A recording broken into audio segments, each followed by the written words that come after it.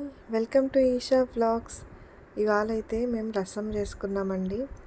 మీరు మిరియాల రసం అంటారో లేదా టమాటా రసం అంటారో లేదా నార్మల్ అంటారో, బట్ నా స్టైల్ అయితే ఒక్కటే. ఇలా చేసుకుంటాము. కొంచెం మిరియాలు అండ్ కొంచెం జీలకర్ర వేసి ఫస్ట్ అయితే దంచేసుకుంటున్నానండి.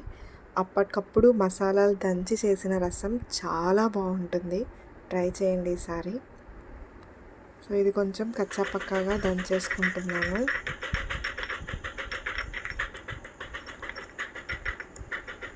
తర్వాత అయితే నేను వెల్లుల్లి యాడ్ చేసి దీన్ని కూడా కచ్చాపక్కాగా దంచేసుకుంటున్నాను. పూర్తిగా పేస్ట్ లాగా కానీ అలా అవ్వాల్సిన అవసరం లేదండి. ఇలా అయిపోతే సరిపోతుంది. ఇప్పుడైతే పోపు కోసం నేను కొద్దిగా ఆయిల్ వేసి దీంట్లో ఈ ఆవాలు మంచిగా చిటపటలాడాలి. తర్వాత నేను కొద్దిగా పసుపు వేసాను. ఇప్పుడు నేను టొమాటోస్ ఒక కప్పు తీసుకున్నాను. కొంతమంది ఉడకబెట్టి వేస్తారండి, నేనైతే ఉడకబెట్టి వేయట్లేదు. ఇలా మంచిగా టమాటా అంతా మగ్గిపోయేలాగా మూత పెట్టుకొని మగ్గించుకోవాలండి.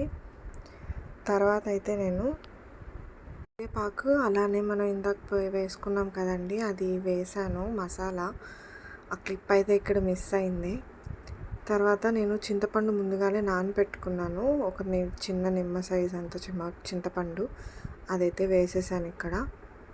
తర్వాత దాంట్లోనే నేను కొద్దిగా కారం కోసం మిరపకాయలు కూడా వేసాను. ఇది ఒక పొంగు వచ్చిన తర్వాత నేను కొద్దిగా కొత్తిమీర అండ్ పైన ఇంగువ వేసి నేను కలపనండి, ఊరికే కొద్దిగా లోపలికి అలా నెట్టేసి అలానే ఉడకనిస్తాను. అప్పుడే ఆ ఇంగువ ఫ్లేవర్ చాలా బాగా వస్తుంది.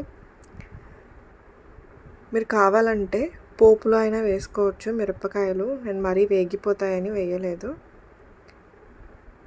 ఇది బాగా ఉడకాలండి. చూడండి, ఇది మంచిగా మరిగిపోయిన తర్వాత ఎంత మంచిగా చారు మనకి తయారైపోయిందో. ఈ స్టైల్ రసం మీరు ట్రై చేసి ఎలా ఉందో చెప్పండి. Subscribe to Esha vlogs.